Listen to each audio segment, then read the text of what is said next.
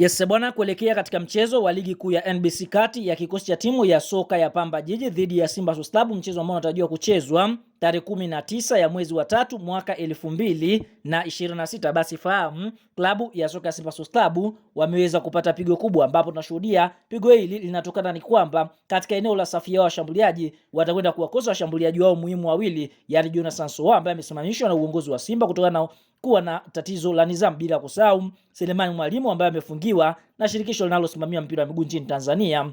TFF. Lakini si yao tu, Simba wanatarajia kumkosa golikipa Musa Kamara Pinpin. Simba Sports Club wanatarajia kumkosa mchezaji muhimu ambaye anacheza katika eneo la beki wa katikati Wilson Nangu, bila kumsahau mchezaji Abdulrazak Hamza, na pia klabu ya soka ya Simba wanatarajia kumkosa katika mchezo wao wa ligi kuu ya NBC. Tuambie kukosekana kwa washambuliaji wawili Jonathan Soa na Selemani Mwalimu, ndio eneo la mbele aanze mchezaji gani?